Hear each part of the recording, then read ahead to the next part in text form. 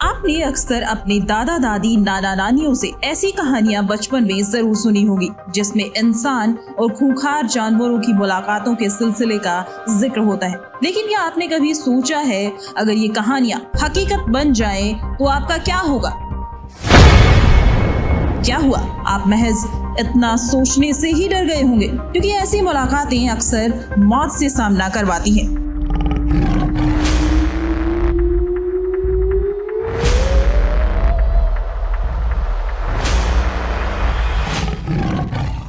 आज हम आपको कुछ ऐसी ही हकीकत से रूबरू करवाने के लिए उत्तराखंड के नैनीताल जिले के रामनगर में स्थित जिम कॉर्बेट नेशनल पार्क से 10 मीटर की दूरी पर मौजूद सुंदरखाल गांव में लेकर चलते हैं। नमस्कार, मैं हूं जितेंद्र गौतम और आप देख रहे हैं DNP इंडिया।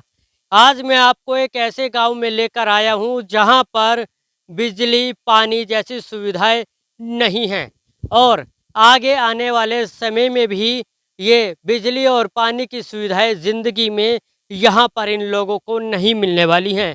अब आप सोच रहे होंगे कि ऐसा कौन सा गांव है या कितनी दूर यह गांव है। तो आपकी जानकारी के लिए बता दूं, दिल्ली से मात्र 250 किलोमीटर की दूरी पर है और उत्तराखंड के नैनीताल जिले के रामनगर ब्लॉक का ये गांव है जिसका नाम है सुंदरखाल गांव। सबसे बड़ी बात ये है कि ये गांव जिम कॉर्बेट नेशनल पार्क से मात्र 10 मीटर की दूरी पर है और इस गांव में किसी भी तरह की सरकारी सुविधाएं देने के लिए मना किया गया है। इस गांव में लगभग 3500 लोग रहते हैं जो दिन रात जंगली खूंखार जानवरों से घिरे रहते हैं। यहाँ बाघ और हाथियों का दिखना बड़ी आम बात है।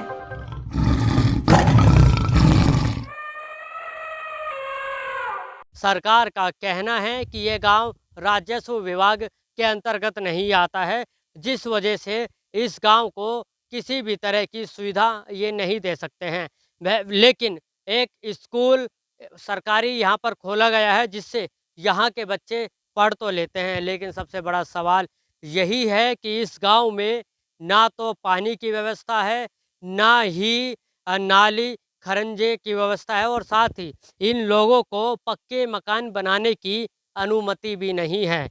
क्यों ऐसा ये होता है और किस तरह से ये लोग इस जिंदगी को जी रहे हैं? दरअसल सुंदरखाल गांव और जिम कॉर्बेट नेशनल पार्क की दूरी महज 10 मीटर है, जो कि कोसी नदी के किनारे बसा हुआ है।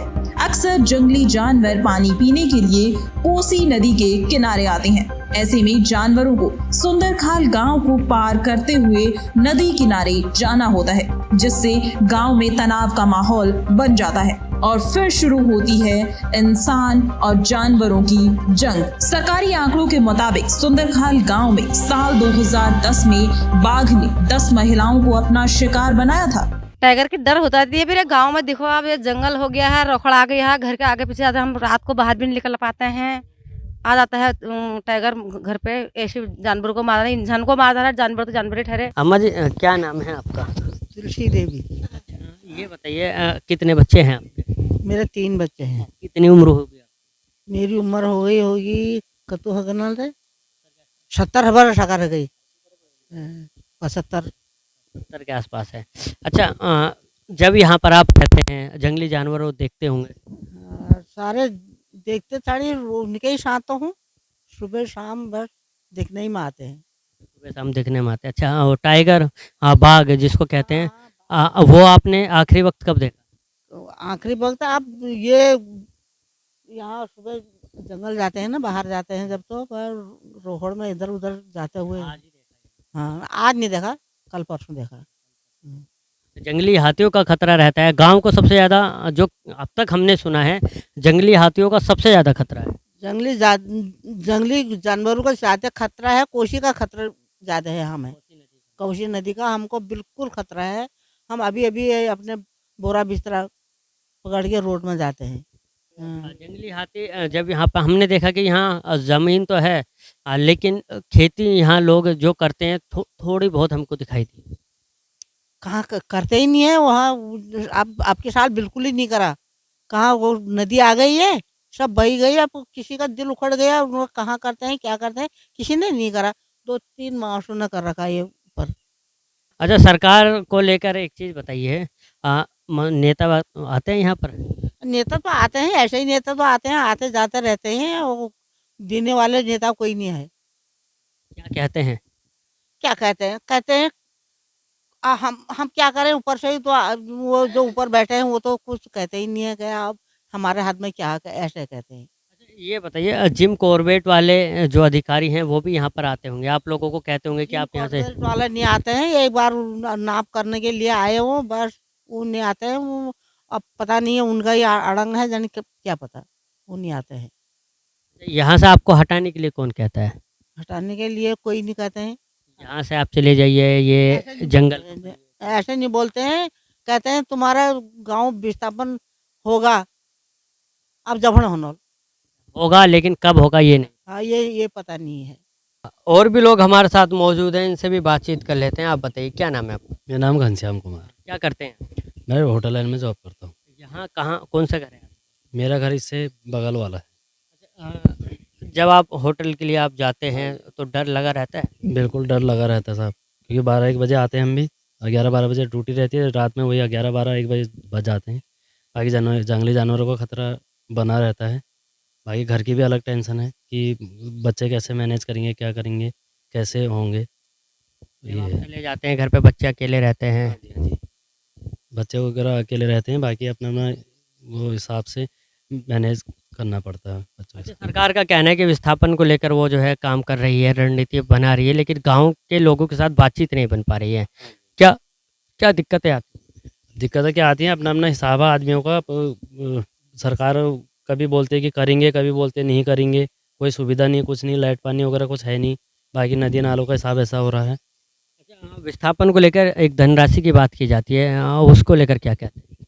अब धनराशि के बारे में हम तो ये कहते हैं कि देखो, हमें तो ज़मीन की जगह पे हमें तो ज़मीन दे दी जाए, और बाकी अपने जो मकान वकान का मुआवजा है वो मिल जाए, तो आदमी हर कोई उसमें एग्री है। और दूसरा, रोजगार को लेकर भी समस्या रहती होगी कि कहीं दूसरी जगह जाएंगे, रोजगार होगा नहीं होगा। आपका क्या? मेरा नाम गणेश चंद है। क्या करते हैं? मैं लेबरी करता हूँ। अच्छा, ये बताइए, जब आप अपने घर से दूर जाते हैं, जंगली जानवरों का खतरा रहता है, तो कहीं ना कहीं मन में डर रहता है? बिल्कुल डर रहता है सर, क्योंकि हम तो बहुत वो करते हैं। कई बार तो हमने जानवर देख लिया मुँह के सामने से। टाइगर तो अपने पैरों के नीचे से चलते हुए देखा, अगल बगल से। अच्छा, ये बताइए, क्या कितनी राशि होनी चाहिए, अगर बात की जाए विस्थापन को लेकर, कितनी राशि होनी चाहिए ताकि एक परिवार समृद्ध रूप से यहाँ से जा सके और दूसरी जगह रह सके? जी जी जी।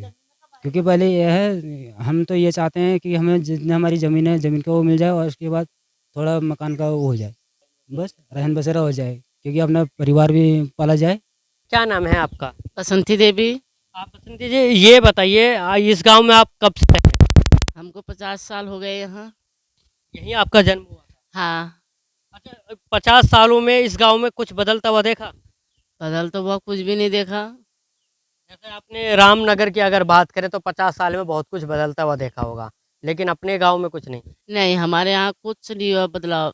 अब जो हालात हैं, नदी का जो कुदरती रास्ता है ये बन चुका है, और जिसके चलते इन लोगों को समस्या बनी रहती है। अब अगले महीने से बरसात शुरू है, तो इसकी चिंता इनको अभी से सताने लगी है कि ये अगले महीने कहाँ पर रहेंगे और क्या ये जिंदा रहेंगे। क्योंकि घर में रहकर ये अपने आप को सुरक्षित महसूस तो करते हैं, लेकिन घर के बाहर अगर नदी से बचते हैं तो जंगली जानवरों का खतरा यहाँ पर बना रहता है।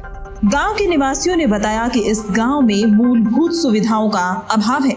उनका कहना है कि चुनाव से पहले यहाँ पर नेता आते हैं और बिजली देने का वादा भी करते हैं, लेकिन चुनाव के बाद कोई भी नजर नहीं आता। इस गांव में बिजली भी नहीं है। उनका कहना है कि जब भी विधायकों को चुनाव जीतना होता है तो यहाँ बिजली के खंभे लगा दिए जाते हैं, लेकिन बिजली की सुविधा नहीं दी जाती है। गांव में बिजली के खंभों को लगे 5 साल हो गए हैं। साथ ही पिछले साल बाढ़ में कुछ खंभे तो बह भी गए, क्योंकि रामनगर के सुंदरखाल गांव को राजस्व का अधिकार प्राप्त नहीं है, जिसके चलते गांव में कोई भी काम राज्य और केंद्र सरकार के तहत नहीं करवाया जा सकता है।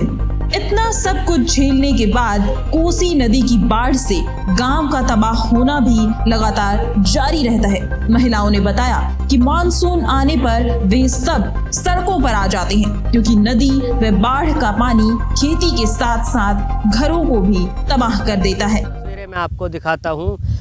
इस वक्त ये जो आप नज़ारा देख रहे हैं ये नदी कोसी नदी का नज़ारा है और जब बाढ़ आती है या बरसात का मौसम होता है तो यहाँ पर बहुत बुरी तरह से बाढ़ आ जाती है। और ये उस तरफ की अगर मैं आपको घर दिखाऊं तो देखेंगे कि बाढ़ के बाद किस तरह से ये तबाह हो जाते हैं। लेकिन सबसे बड़ी बात ये है कि इन लोगों के जब घर बाढ़ में तबाह होते हैं तो इन लोगों को किसी तरह का मुआवजा नहीं मिलता है क्योंकि यह गांव राजस्व में नहीं आता है। और बातचीत के लिए हमारे साथ यहाँ के जो मनोनीत प्रधान हैं उनके बेटे मौजूद हैं, इनसे बात करते हैं। क्या नाम है आपका? राजेंद्र कुमार नाम है मेरा। राजेंद्र जी ये बताइए, ये जो अब हालात हम देख रहे हैं, नदी के बीचों बीच घर हैं, क्या पहले कोसी नदी यहीं तक थी या ये घर यहाँ थे? नहीं, पहले कोसी नदी यहाँ से काफ़ी दूर थी, लेकिन अब जो है 2010 में और 2021 में आई आपदा ने जो है ये गांव पूरी तरह तबाह कर दिया है। यहाँ के 26 लोगों को जो है बमुश्किल जो है उनकी जान बचाई। और जहाँ तक मुआवजे की बात करें तो मात्र केवल जो है 5,000 रुपये एक आर्थिक सहायता के रूप में गवर्नमेंट द्वारा दिए गए हैं, जो कि मेरे हिसाब से कुछ भी नहीं है क्योंकि घर बह गए हैं, लोगों के पास अपने पहनने को कपड़े नहीं हैं, बर्तन नहीं है, बर्तन लोगों के बह गए हैं, लोगों के पास लोग जो है टेंट में रहने को मजबूर हो रहे थे। अच्छा, यानी कि कहा जा सकता है कि ऊँट के मुंह में जीरा, हाँ ये कहावत सही बैठेगी सरकार और आपके लिए। बिल्कुल बिल्कुल बिल्कुल। सबसे बड़ी बात यहाँ पर ये है कि यहाँ पर नदी है और उस तरफ आपको जो पहाड़ दिख रहे हैं वो जिम कॉर्बेट का इलाका आता है और उसके बाद बीच में ये गांव पड़ता है। अब ऐसे में जब भी जंगली जानवरों को पशु पक्षियों को पानी की ज़रूरत होती है तो वो जंगलों से निकलते हैं और पानी के लिए नदी पर पहुँचते हैं, लेकिन नदी के लिए उनको गांव को पार करना होता है और जिसके चलते यहाँ पर अनहोनियाँ लगातार होती रहती हैं। और यही अनहोनी है जिसके चलते ये लोग काफ़ी ज़्यादा परेशान हैं और आए दिन हाथी से 2-4 इनको होना पड़ता है, बाघ से 2-4 इनको होना पड़ता है।